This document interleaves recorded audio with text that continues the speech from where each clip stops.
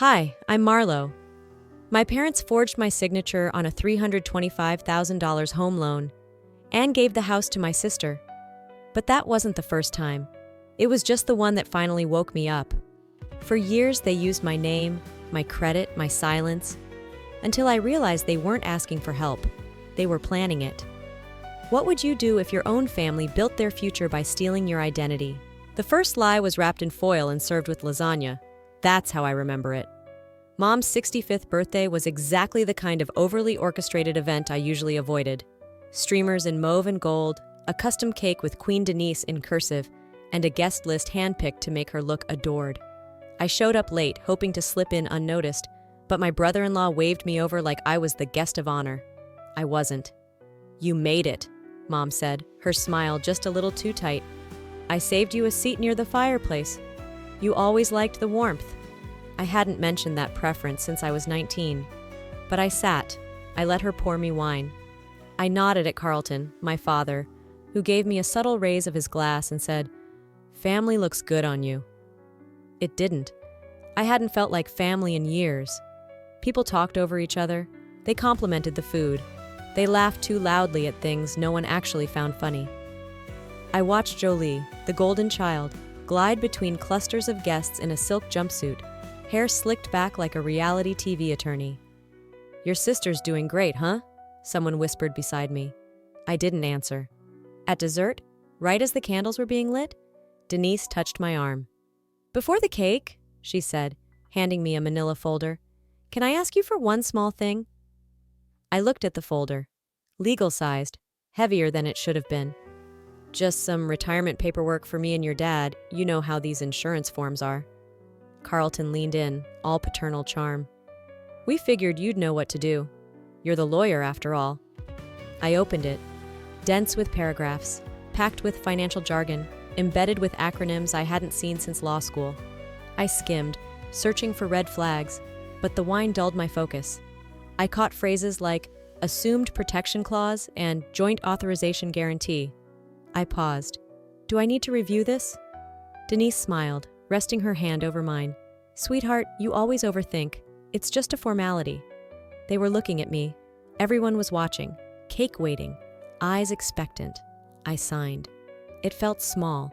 It felt like nothing, but something inside me tensed as I handed the pen back.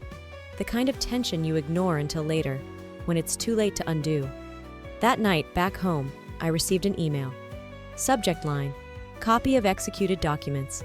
Sent by Denise. No message in the body." I opened the PDF. Halfway through, I stopped breathing. There it was, in clean, buried language. Co-signer authorization on all financial obligations under the flexible asset line, including but not limited to property, vehicle, and liquid asset liability. My name, my signature, my future now tied to a flexible asset protection line I never heard of before today. They hadn't asked for my help. They hadn't consulted me. They had planned this, coordinated it, wrapped it in a birthday cake and called it love. 16 years ago, I signed something similar. I was 22, fresh out of law school, and Denise came to my office crying. "Just need you to help us consolidate savings," she'd said. "You're the only one who can." I co-signed. 2 months later, I had a credit score in the dirt and $18,000 in family debt defaulted under my name. They called it a misunderstanding, said I was being dramatic, said that's what family did. Back then, I swallowed it. Tonight, I didn't. I didn't yell. I didn't call them out. I hugged my mother goodbye. I kissed my father on the cheek. I said, "Happy birthday, Mom," and smiled through my teeth. Then I drove home, poured a glass of water with trembling hands, and pulled my old encrypted hard drive out from under the sink cabinet. Inside were PDFs, old emails, copies of every favor I had done since 2007. I labeled the folder Phase 1. Then I sat down, stared at the screen, and whispered to no one. "I've been silent for too long. Not anymore." It started with a call I shouldn't have answered. It was nearly midnight, and I was knee-deep in spreadsheets, red flags from the birthday documents I couldn't shake. The screen glow hurt my eyes. My coffee had gone cold. Then my phone buzzed.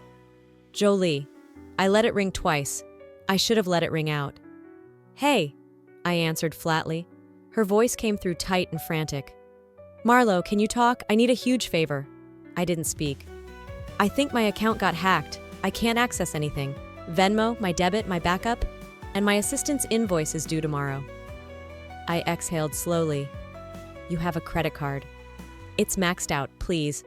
I just need to borrow your card for like 2 days. I swear I'll pay you back Friday. I closed my eyes. My brain knew better. My body knew better. But my mouth said, "Fine, text me the name." "Thank you," she whispered. "You're seriously saving me right now. You've always been the responsible one." She hung up before I could respond. I stared at my phone, then turned off the lamp. Somewhere in the dark, I felt something shift, small but permanent. The following Monday, I was scrolling through Instagram during lunch when her face popped up on my Explore feed. Champagne glass in one hand, oversized sunglasses, hotel pool glimmering behind her.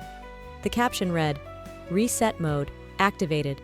#healing vibes, #blessed, #family first." The location was tagged, the Setai, Miami Beach. My stomach dropped. I clicked through the rest, bikinis, brunch spreads, designer shopping bags. I logged into my bank portal. $3,200 in 3 days, charged to the card I'd lent her. The last line read, Chanel Bal Harbour Shops. That wasn't a hacked account. I didn't text her. I didn't call. I didn't scream. I opened a new tab and pulled up a folder labeled 2014 Loan to Jolie. I scrolled, then to 2016, then 2018, every emergency, every just until payday, every promise to repay. It wasn't a crisis. It was a routine. And I had been trained to play my part. She'd call, I'd help, she'd vanish, rinse, repeat. I was halfway through deleting the screenshots when I stopped. Instead, I pulled my monthly credit report. Near the bottom, a flag caught my eye. A new device financing agreement filed 3 weeks ago. Approved under my name, with my social. I clicked into the document. The serial number matched the iPhone she held in every Miami picture. A phone she'd forgotten at my apartment last month. A phone she'd claimed was just a backup. I laughed. Not loudly. It was bitter. Dry. I paid for the camera she used to brag to the world with hashtags about family. I paid to be humiliated publicly. I stood, walked to the kitchen, and washed a single mug. The dish soap smelled like lemon. My hands moved automatically, drying the ceramic like muscle memory. This wasn't about money. It never had been. It was about how easily she took, and how easily I let her. How many times had I said, just this once? How many times had I believed her? If she lied about this, I murmured aloud, what else? I returned to my desk and opened a spreadsheet. Title, Favors I Regret, a Timeline. I started typing, 2014, Rent Shortfall, 2015, Bailout on Cosmetic School, 2017, Fake Tax Penalty, 2019, Lost Passport. The list grew, so did the quiet rage. I wasn't ready to confront her, but I was done pretending I didn't know. The message came in just after sunrise. You've always been the strong one. Please help her. No context, no explanation. Just Denise's name at the top of the text, and that single sentence staring back at me like it hadn't already been carved into the walls of my life. I set my phone down and stared at it, the silence in the room stretching like smoke. My eyes didn't blink, my jaw didn't move, but something in me shifted. I'd heard those words before, dozens of times, maybe hundreds. At 12, when Jolie stole from a neighbor and I lied for her. At 16, when I took the blame for a fight she started at school. At 26, when Dad called me crying after he'd dodged taxes for 3 years and the IRS was closing in. Back then, Denise said, "You're the strong one. You'll understand." It had never been a compliment. It was an excuse, a manipulation gift wrapped in faux affection. They didn't need me to be strong. They needed me to be silent, predictable, the one who always showed up and never asked questions. 16 years ago. I had just started my first job at a boutique firm in Tempe. My office still smelled like fresh paint and imposter syndrome. Denise arrived unannounced one afternoon, holding a smile and a stack of papers. "Just a little family thing," she said. "Your father and I are merging some old savings accounts. It's just red tape, signature stuff." I was distracted, juggling calls and cases and self-doubt. She knew it. I signed. 2 months later, my credit dropped 30 points. I couldn't get approved for a business line of credit. My firm pulled me from a major client deal, and I found out I'd been listed as a co-owner on a revolving credit line, already maxed. I confronted her. She blinked, confused. "You signed it, didn't you?" she said, voice soft. "It must have been a misunderstanding. Don't make it a big deal. You know how sensitive you get." That was the day I stopped talking about money with my parents, but I didn't stop helping them. Now, sitting on my couch a decade later, I stared at the new text. Same words, same playbook. My fingers clenched, my throat tightened. I wasn't strong. I was compliant, trained, programmed. My phone buzzed again. A voice memo from Jolie, one I hadn't opened. I pressed play. "Hey sis," her voice chirped. Too casual, too confident. "So I went ahead and told the landlord you'd be co-signing the lease renewal. It's just a formality. They love your name on things." Silence. She didn't even ask. She never did.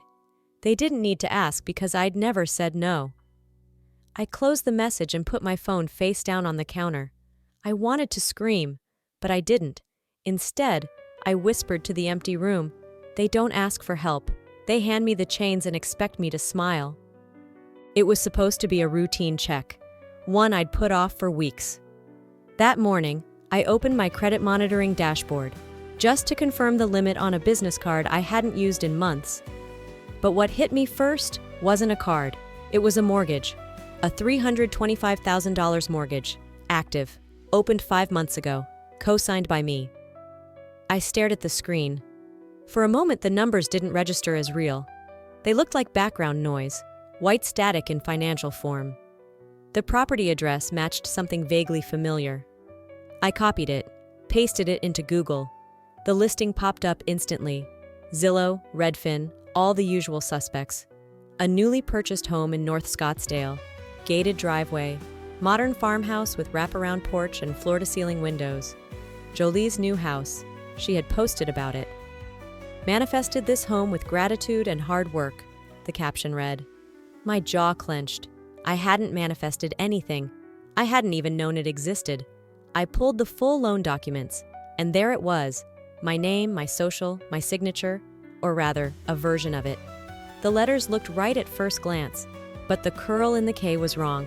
The L had a soft loop Denise always used when signing Christmas cards. A chill ran down my spine, not just because it was forged, but because I knew exactly when they'd done it. The night of the birthday dinner. When I'd signed just a small form about retirement, I remembered the folder, the smile, the pressure. They didn't trick me, they executed a plan, and I had helped them pull the trigger.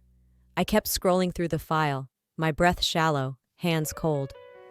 On page 9, I found something worse, a lien. A soft lien placed on my apartment as secondary collateral. My home, my single place of safety, was legally tied to Jolie's loan. If she defaulted, the bank could come for my property. I hadn't agreed to this. I hadn't even been notified. I called the bank, asked for the notary on file. The manager was polite but detached. "Ma'am, the delivery receipt shows your mother collected the notification documents on your behalf. In person. The signature is verified internally." I didn't speak. I ended the call. I stood in my living room, the air pressing down on my chest. All the windows were closed, but it felt like wind was blowing through me. Sharp, cold, measured. I walked to my bedroom, pulled an old shoebox from the top shelf of the closet. Inside were journals, spiral-bound, worn at the corners. I flipped through the pages. Everyone told the same story. 2011. Covered Dad's IRS penalty. 2014. Helped Jolie get back on her feet after dropping out of yet another program. 2017. Co-signed a car for Denise because Mom deserves something nice. Every page was a record of love offered, twisted, and turned into leverage. They hadn't just stolen money. They had stolen pieces of me, quietly, over time. And now they'd taken my name, my home, and built someone else's dream on top of it. I stared at the mortgage screen again. They didn't even ask. They didn't need to. I walked back to my desk, created a new folder, titled it Evidence Phase 1. Inside, I dropped the loan PDFs, the property records, screenshots of Jolie's Instagram posts, and the bank call transcript I'd recorded through my laptop mic.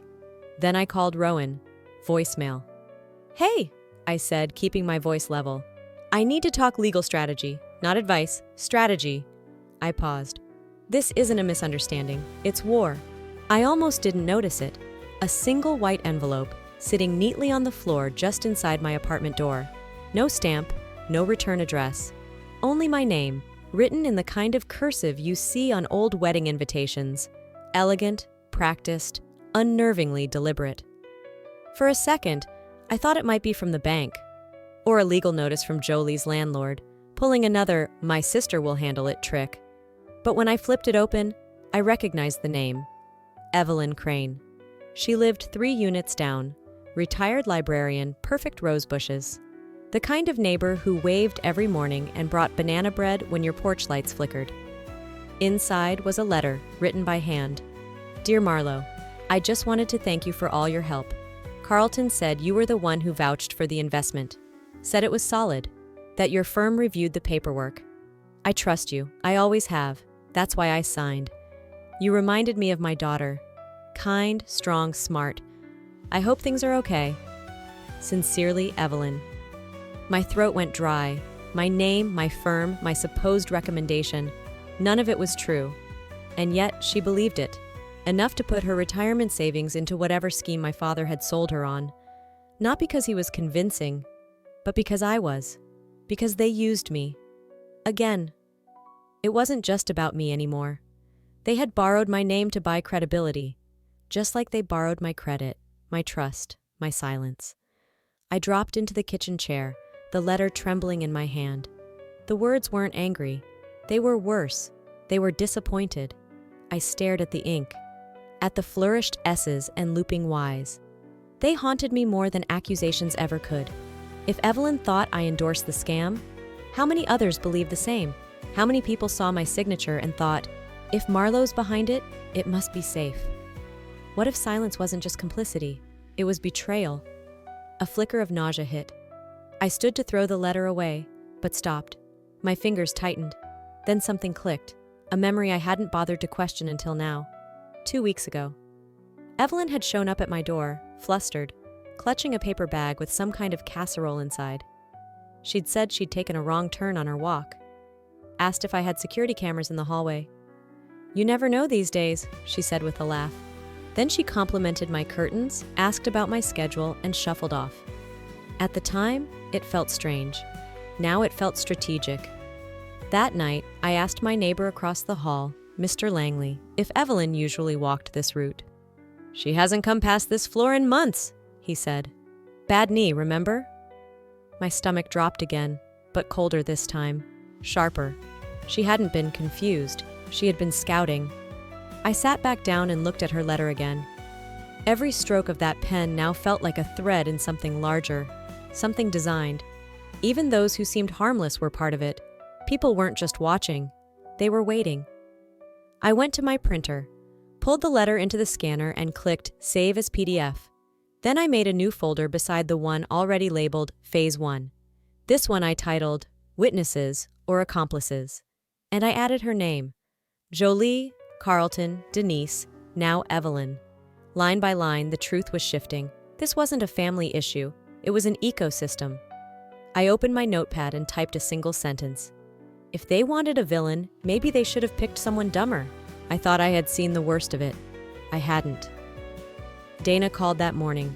Her voice was clipped, controlled, but there was something beneath it, a quiet urgency that made me sit down before she even said the words. We need to talk about your father. My throat tightened. She continued. We received a tip. A retired principal, Mrs. Ellis, reported she invested in a fund that was supposedly guaranteed by you. Guaranteed by me? I asked. Dana didn't hesitate. She was told your firm vetted the deal, that you personally backed it, and it wasn't just her. The words hit like a slap. In my gut, I already knew where this was going. Carlton had been holding what he called financial literacy brunches at the Scottsdale Country Club. I remembered him mentioning it once like it was innocent. Just helping folks make smart moves in retirement, he said over coffee. What he didn't say was that he promised 8 to 12% returns on a private, family-backed investment fund. or that he showed attendees a Photoshop of me standing outside the courthouse with a quote attributed to me. I only stand behind what I'd invest in myself. He raised over $680,000, 11 seniors. Some of them had known me since I was a kid. Dana sent over one of the handouts Carlton used. At the bottom was a line in bold, verified and endorsed by attorney Marlo Keene. I didn't flinch. I couldn't afford to, but my skin went cold. "This is just the surface," Dana said. "There's more." She emailed a scan, an official-looking letter titled Marlo Financial Integrity Form. It had my name, my firm, and what looked like my signature. But the loop on the L was too tight. The R slanted wrong. Denise. She had copied my signature once before. From a college housing application I let her co-sign. She must have saved it, scanned it, replicated it. They hadn't just borrowed my name. They forged a person out of me, one who endorsed their con with a smile. Later that day, I met one of the investors. Mrs. Estrada had been my middle school music teacher. Her hair was gray now, but her voice still held that warmth I remembered from the rehearsal room. "You always stood for honesty," she said, smiling faintly. "That's why I trusted him. Because he said you were involved." I couldn't answer. I looked at her and realized I wasn't just a victim anymore. I was someone people believed in, someone others had followed off a cliff without ever knowing they were falling. Back home, I sat in front of my laptop for a long time. Then I opened the folder titled Phase 1. I renamed it, Witnesses and Warpath. The next document I created wasn't about me. It was about them, the names, the emails, the damage. I added Carlton, Denise, the bank manager who let documents through, Evelyn, and now Mrs. Estrada. Not because she was guilty, but because she was a witness to how far this had gone. I stared at the screen, heart calm for the first time in days. "You want to burn it all down?" I whispered. "I'll light the first match." The voicemail was short, polite, friendly. "Hi, Miss Keene. Just following up on your application. Our partners were impressed with your credentials and would love to move forward with a panel interview. Let us know your availability." I stared at my phone, numb. I hadn't applied for anything. The firm was real, mid-sized, based in Phoenix. Corporate litigation. Not my area, not my interest. Definitely not on my radar. The name in the voicemail matched one on my father's old donor list. A connection, but not one I had ever used. I replied with a formal request to see the submitted resume. They sent it within the hour. And it was mine. Law school, GPA, bar admission, cases I'd argued, firms I'd worked for. The narrative of my career, laid out in clean Helvetica font. Only the name at the top wasn't mine. It read, Jolie Kincaid. My stomach rolled. I clicked open the PDF again, hoping I'd misread it, hoping it was some glitch, some cruel coincidence. It wasn't. She had stolen my resume, my life, my work, and she had used it to apply for jobs, as me. What if someone had already hired her? What if she was using my bar number to access court databases? What if she was advising clients under my identity? I couldn't breathe. I called Rowan. He picked up on the first ring. "You okay?" "No." Silence. "She used my resume. She used my My voice cracked. "My work, my years. For what? So she can sit in a conference room and pretend she's earned something?" He went quiet again, then said, "I heard something at my old firm." I waited. "She's being considered for a contract review position on an internal fraud team." I nearly dropped the phone. He added, "The case is about a shady investment circle linked to Carlton," I whispered. Jolie was about to get hired to help investigate the same scam our father built, with my credentials. There was no way she understood what she was walking into, or maybe she did. I opened my laptop, drafted a cease and desist, sat with it, deleted it, rewrote it, closed the file. If I exposed her, I'd ruin her. If I didn't, she might ruin me. I wasn't sure which part hurt more. I opened my bar license renewal notice, held the envelope in my hands like it was made of glass. My name was embossed in blue at the top. It looked proud, earned. I thought about the nights I'd stayed up studying while Jolie was out partying, the internships I took without pay, the clients I fought for when I barely knew what I was doing. all so she could download my identity and repurpose it like a resume template. "I worked for this," I whispered. "I bled for this." And she copied and pasted it. That was it. I emailed the resume to Dana with a single line. "She's in deeper than you think. And this time, I won't stop you." I sat back, cracked my knuckles.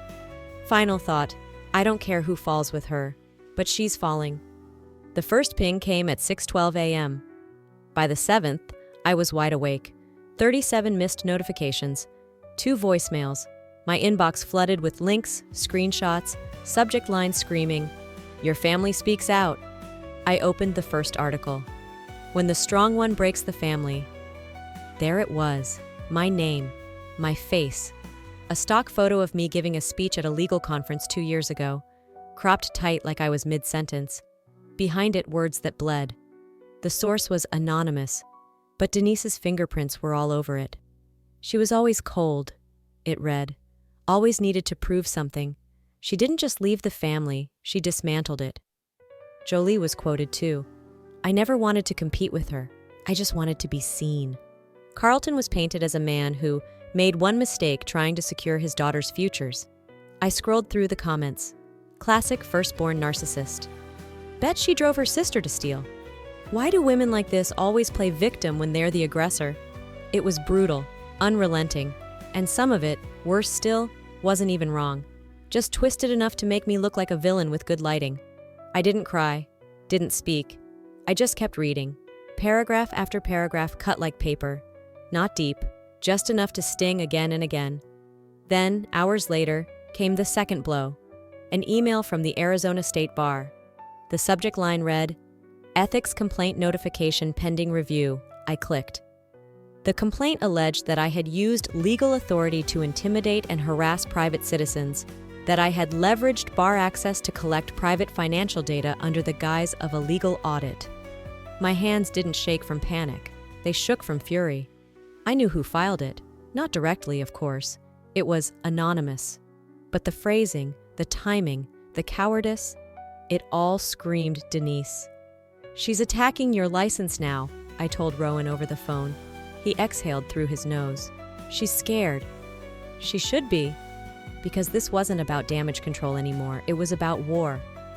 That night, I looked at myself in the mirror. I expected to see someone unraveling. Instead, I saw something else. Not broken, sharpened. "So this is who I have to be?" I whispered. No tears, no pity, just focus. I sat at my desk and opened a blank document.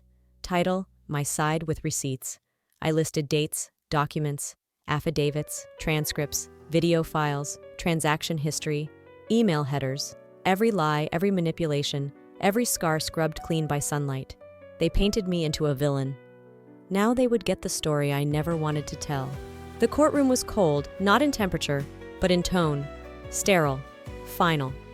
Carlton sat stiff, jaw clenched, as the judge delivered the sentence. 3 years in federal prison for fraud, conspiracy, and identity theft.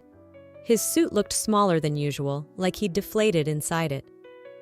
Denise, ever composed, didn't flinch as she was handed 18 months of house arrest and 200 hours of community service. She nodded like she was accepting a dinner reservation, not a conviction. Jolie got probation, a permanent ban from working in anything related to finance, law, or advisory roles. She blinked twice and then asked the judge if this would affect her influencer deals. The courtroom laughed. I didn't. I didn't smile, not once. It was done. The verdicts were real, written into record. And yet I felt nothing. Not relief, not pride, not even revenge, just quiet. The media latched on immediately. Hero daughter exposes family Ponzi ring. Cold-blooded lawyer destroys her own kin. They couldn't decide who I was, whistleblower or villain, martyr or executioner. People chose sides with hashtags and Reddit threads, all certain of their version of me. I logged off everything. I didn't owe anyone my story. I returned home, sat on the edge of the bed and stared at the closet door for 10 minutes before opening it. A box sat at the top, covered in dust. Inside were birthday cards from Denise, decades worth. The cursive swirled just like the forged signatures on those bank documents. The same innocent loops, The same practiced precision. I didn't shred them. I didn't frame them. I just closed the box and placed it on the back shelf again. Some things weren't meant to be destroyed, just left behind. That afternoon, Dana emailed. The investigation was complete. My records had led to the restitution of nearly $400,000 across 9 families. The ethics complaint was officially dismissed, clearly retaliatory, she wrote. My bar license remained intact. My name was cleared, and still, I didn't feel lighter. Because there are some things a courtroom can't return: time, peace, trust. I walked the long way that evening, past my parents' old house. The hedges were overgrown. The porch light was broken. I didn't look up. I just kept walking. I used to think strength meant staying, bearing it, swallowing it all without a word. But now I knew better. Strength was walking away when staying cost you yourself. My phone buzzed. A journalist. I want to write your version of the story, she said. I paused, watching the sky turn amber over the mountains. No, I said quietly. I already lived it. Let them wonder. Sometimes, the hardest part of telling the truth isn't saying it out loud. It's accepting what comes after. I didn't take down my family to feel heroic. I did it because I finally understood that protecting others should never mean sacrificing yourself. They used my loyalty as a weapon. They used my silence as permission. But healing begins the moment you choose to stop apologizing for setting boundaries. If you've ever been the one who holds everything together, who carries the weight quietly, maybe it's time to ask, at what cost? What would you do if the people closest to you were the ones tearing you apart? Let me know in the comments. Have you ever had to walk away from someone you love to protect who you are? Type 1 if this story hit you in the heart, or just tell me where you're watching from. And if you didn't like this video, I want to know why. I read everything. Don't forget to subscribe to the channel for more real stories like this. Raw, personal, and true. Your voice matters here. Your story matters. See you in the next one.